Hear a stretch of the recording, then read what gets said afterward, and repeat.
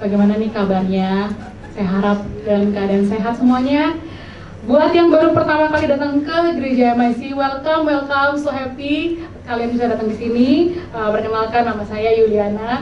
Dan hari ini kita sekarang lagi bulan Februari ya. Jadi sepanjang bulan ini kita sebenarnya sudah membahas soal love in the family, love God, dan hari ini kita akan membahas love one another gitu. Jadi kita akan membahas mengenai kasih kepada sesama kita.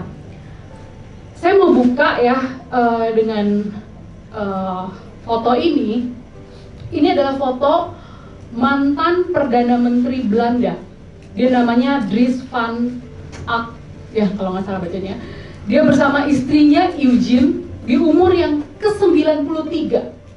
Mereka baru saja masuk berita, nggak tahu saudara baca atau enggak. Dikatakan mereka itu mengadakan euthanasia, benar ya? Euthanasia bersama-sama. Yang artinya apa? Mungkin mereka pikir usia mereka sudah tua, mereka mungkin ada penyakit. Akhirnya mereka memutuskan menghabiskan hidup mereka bersama-sama. Dan untuk berita yang membawa berita ini, konten ini, mereka menganggap wah itu true love banget ya, kayaknya benar-benar love is blind ya. Jadi seakan-akan mereka menghabiskan hidup mereka bersama-sama dengan infus yang mematikan ini, karena di sana secara legal itu diperbolehkan. Seakan-akan mereka bilang wah ini true love nih, cinta sejati. Apakah ini benar? Padahal kita nggak tahu ya dosa apa yang udah mereka buat masing-masing sepanjang hidup mereka. Tapi mereka memutuskan untuk sama-sama aksi bunuh diri ini memastikan mereka tidak akan masuk dalam kerajaan sorga.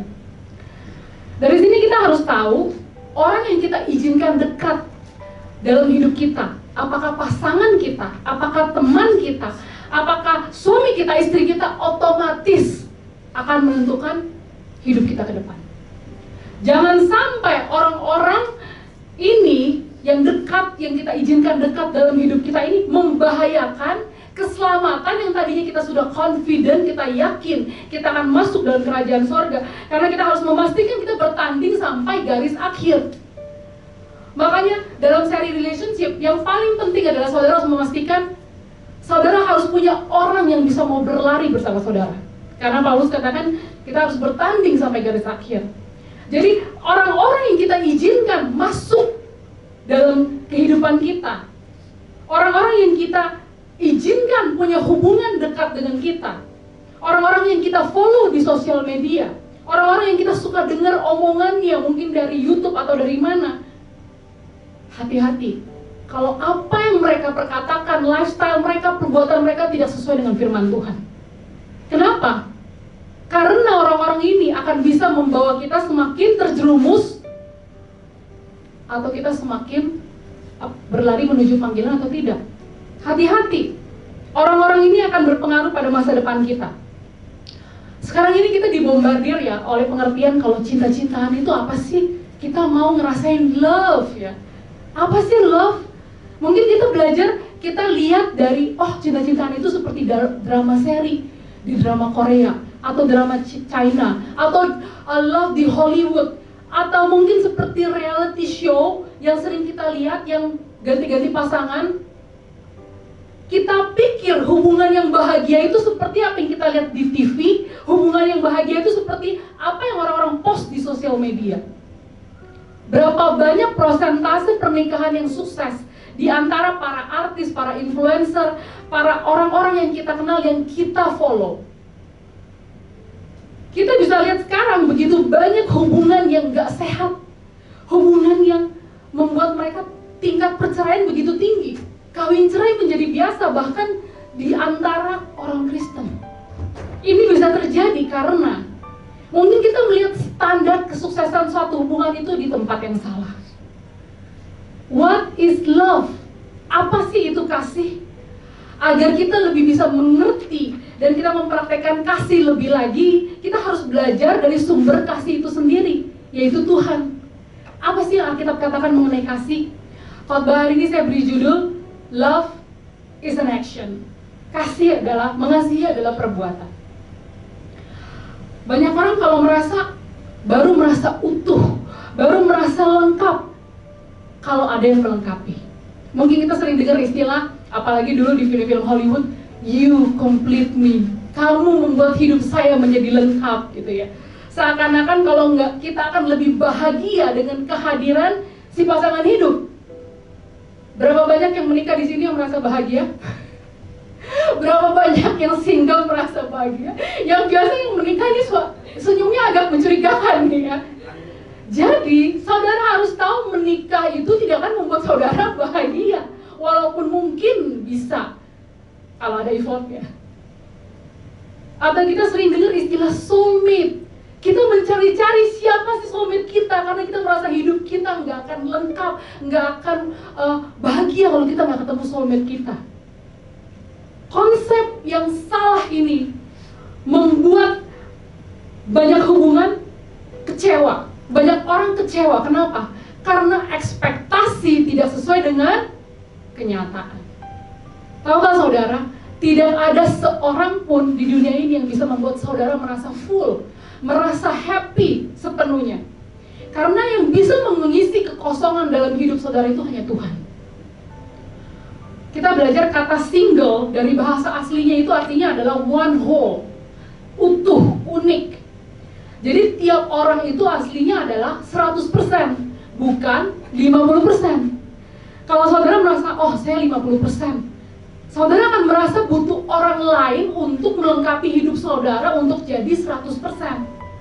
Tapi pernikahan Kristen itu adalah pada saat saudara masing-masing memberikan 100%, maka akan ada hubungan yang bahagia, pernikahan yang bahagia, karena saudara masing-masing memberikan 100% di dalam hubungan, sehingga akan melahirkan anak-anak generasi yang takut akan Tuhan. Betul? Sama seperti keadaan sekarang ya. Rasul Paulus itu juga mengalami pergumulan loh, mengenai hubungan. Untuk gereja yang dipimpin di Korintus. Wah, Korintus itu parah deh. Udah semua free sex, berhala, semua udah kacau, salah satu kota yang paling kacau. Mereka bingung bagaimana sih pernikahan suami istri. Mereka bingung bagaimana sih cerai boleh gak. Mereka bingung bagaimana sih kalau saya sudah menikah, pasangan saya tidak beriman, boleh gak. Tapi habis itu saya mau cerai lagi, mau ceraiin, boleh gak. Begitu banyak masalah yang terjadi di gereja di Korintus. Sampai single itu juga bermasalah loh. Dia bilang, kalau single bagaimana? Wah, akhirnya saudara bisa baca di 1 Korintus 7. Karena yang single itu ternyata di zaman ini ada begitu banyak temple, ada kuil, penyembahan berhala. Tapi kalau saudara ikut member di temple ini, saudara disediakan prostitusi. Prostitusinya bukan hanya bukan hanya wanita, tapi juga pria. Jadi zaman ini orang yang single juga berbahaya imannya. Akhirnya saudara bisa baca ya yang tadi kendala-kendala yang terjadi di sana, tapi saya mau baca di 1 Korintus 7 ayat 32. Aku ingin supaya kamu hidup tanpa kekhawatiran. Orang yang tidak beristri memusatkan perhatiannya kepada perkara Tuhan, bagaimana Tuhan berkenan kepadanya.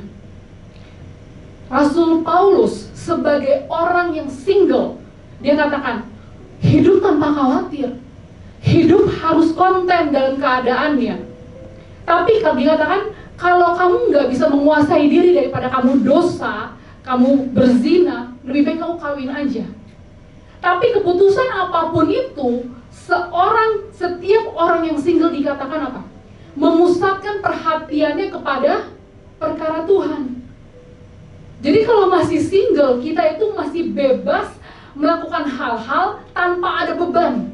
Beban anak, beban suami atau istri. Ini adalah saatnya single itu berkembang. Saatnya untuk dipakai Tuhan luar biasa. Pada saat kita memberikan talenta kita kepada Tuhan.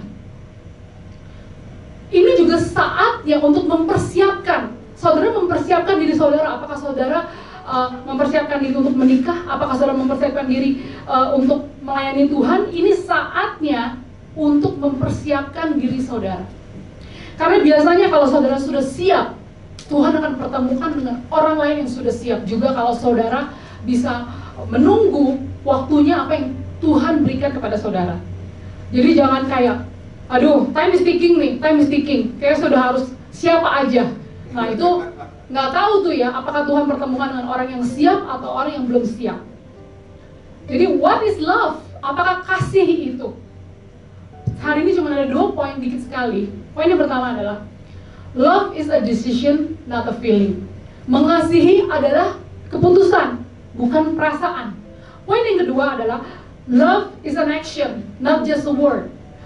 Mengasihi bukan hanya perkataan, tapi juga perbuatan. Kita masuk ke poin yang pertama ya. Love is a decision, not a feeling.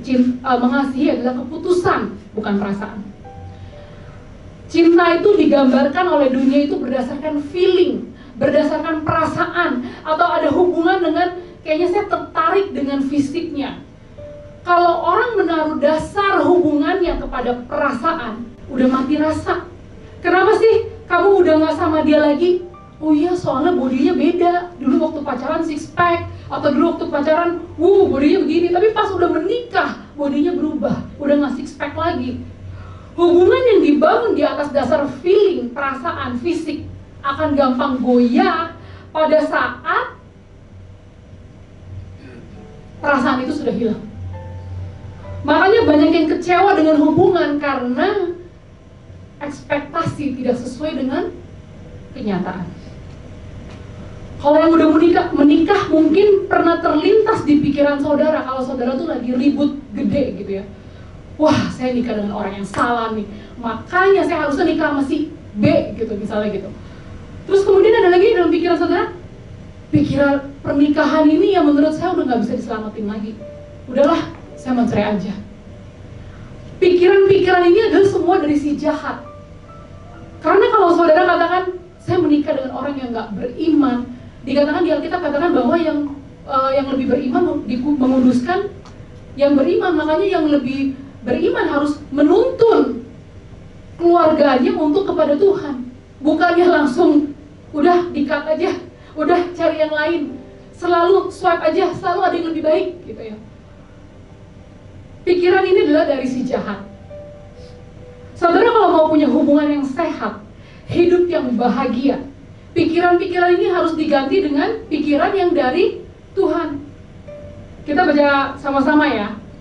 Efesus 5 ayat 33. Bagaimanapun juga bagi kamu masing-masing berlaku, suami-suami coba baca, kasihilah istrimu seperti dirimu sendiri. Dan istri, coba baca, hendaklah menghormati suaminya. Jadi bagaimanapun juga. Coba ulang kata, bagaimanapun juga. Coba ulang. Bagaimanapun juga. Itu adalah keputusan, bukan yang mikir feeling, perasaan. Kayaknya saya gak suka lagi. Aduh, saya kayaknya udah gak mau lagi do ekstra buat dia. Bagaimanapun juga. Tugas suami adalah love your wife. Kasihilah istrimu. Kasihilah istrimu seperti dirimu sendiri. Kalau saudara masih menyayangi diri sendiri, berarti harus mengasihi istri seperti itu. Tapi Alkitab juga ada katakan yang lebih lagi ya. Sejauh mana sih saya harus mengasihi istri saya? Katanya harus cinta mati seperti Yesus kepada jemaat. Waduh, berat ya. Jadi suami itu tugasnya harus cinta mati kepada istrinya seperti Yesus kepada jemaat. Nah, tugas istri harusnya lebih ringan ya, karena kita nggak dibilang harus cinta mati. Tugas istri apa? Hormati suamimu. Respect your husband. Ya. Jadi kita tugas istri harusnya lebih ringan dibanding suami ya. Walaupun mungkin saat ini penghasilan si istri lebih besar daripada si suami, dikatakan apa? Hormatilah suamimu. Respect your husband. Sambil doakan dong ya, waduh biar bisnis, pekerjaan akan semakin naik, akan semakin sukses. Itulah peran masing-masing. Love is a decision, not a feeling. Mengasihi adalah keputusan, bukan perasaan. Pada waktu kita sudah memutuskan menikah dengan seseorang, maka kita sudah membuat keputusan untuk mengasihi dia. Kata Alkitab, bagaimanapun juga. Nggak ada tapi marriage is a one way ticket. Jadi kalau kita marriage, itu cuma ada tiket one way. Cuma ada satu arah.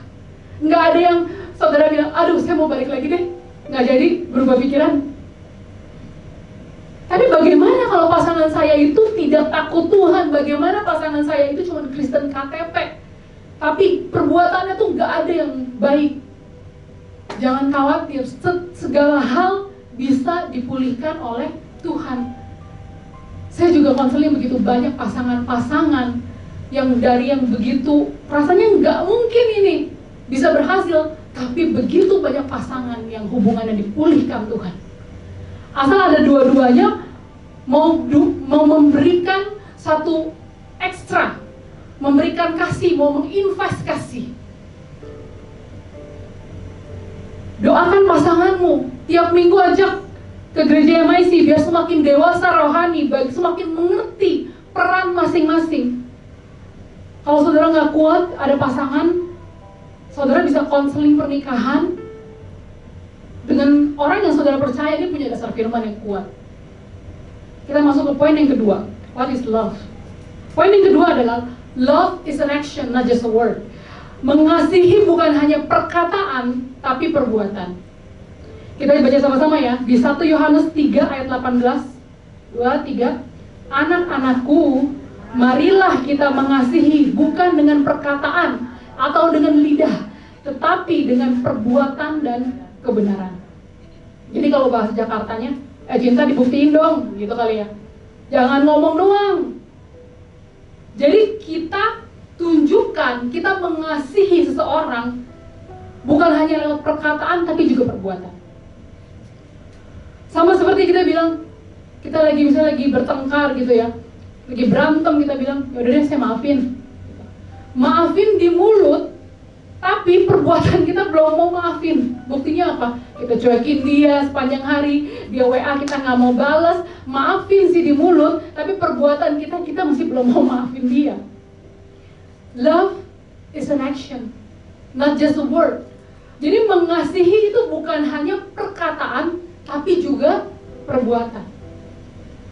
Para pelayan Tuhan di sini mungkin ada yang jadi singer, ada yang jadi usher, pendoa, guru sekolah minggu. Mereka mengekspresikan, mereka mengasihi Tuhan dengan melayani di area yang Tuhan percayakan.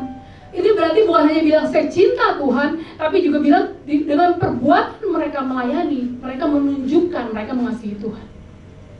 Mungkin ada yang terbeban, mereka mengasihi gereja Tuhan, menunjukkan kasihnya, dia memberikan persembahan, memberikan perpuluhan. Ini bukan hanya bilang saya cinta gereja Tuhan harus ada. Tapi kalau pada saat dia memberikan persembahan perpuluhan, menunjukkan oh dia benar-benar mengasihi gereja Tuhan, terlihat dari perbuatannya. Mengasihi bukan hanya perkataan tapi perbuatan. Misalnya kita ada teman kita lagi down banget, lagi ada masalah. Kita lihat dia, kita tanya, kenapa kamu, are you okay? Tahu-tahu 3 jam berlalu dan kita juga orderin kasih kopi buat dia.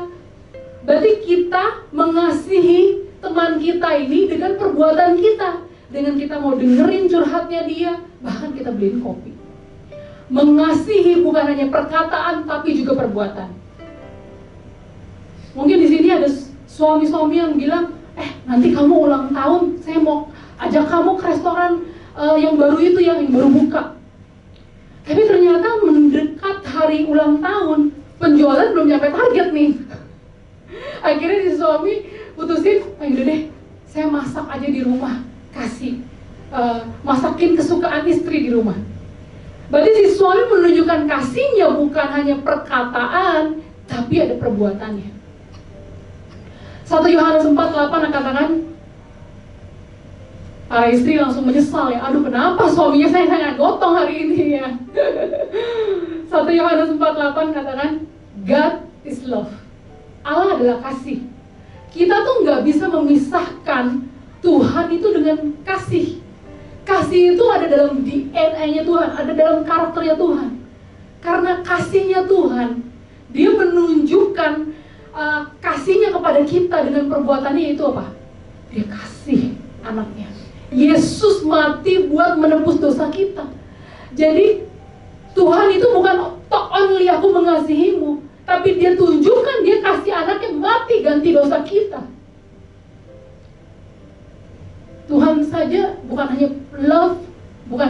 perkataan, tapi juga perbuatan. Pada saat kita datang ibadah hari ini, kita menunjukkan perbuatan kita. Oh, saya mengasihi Tuhan. Karena saya mengasihi Tuhan, saya mau melakukan apa yang jadi kehendak Tuhan. Saya mau memberi korban bakaran saya di minggu pagi ini, karena saya tahu itu menyenangkan hati Tuhan. Kasih Tuhan itu, kasih ada banyak ya. Ada kasih persaudaraan, filio, kasih eros. Tapi kasih yang paling harus kita praktekkan adalah kasih agape. Bahasa kerjanya agapau. Kasih yang mau berkorban itu menunjukkan ada apa? Ada kesetiaan, ada komitmen, ada kemauan untuk kita lakukan sesuatu walaupun sulit. Bukankah sekarang ini kita dalam kondisi orang yang setia itu sulit untuk dicari? Bahkan hubungan suami istri, hubungan pertemanan, orang yang setia sulit dicari. Tapi Tuhan mengasihi kita tanpa baper. Tuhan mengasihi kita tanpa bawa-bawa perasaan. Kalau Dia bawa perasaan, kita semua nggak ada yang selamat. Karena Dia sudah putuskan, Dia mau mengasihi kita tanpa memandang masa lalu kita seperti apa, pemberontakan kita seperti apa yang sudah kita lakukan yang sudah mendukakan hati Tuhan. Dia putuskan, aku mengasihi engkau dengan kasih agape. Dan kita belajar melalui cerminan Tuhan, kasih agape ini. Kita juga mau mengasihi pasangan kita. Kita mau mengasihi saudara kita. Kita mau mengasihi teman kita. Dengan kita mau memberikan kasih yang setia. Kita mau komit. Kita mau rela berkorban. Saya minta. Dan kita mau lakukan sesuatu untuk hubungan itu akan menjadi semakin baik.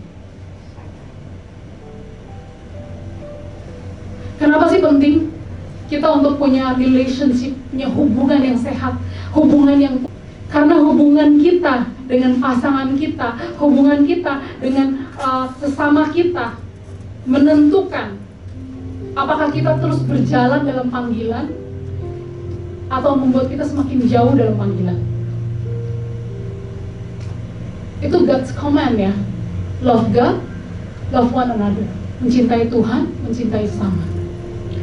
Rasul Paulus katakan, apapun statusmu, single, in a relationship, married, harus kita konten.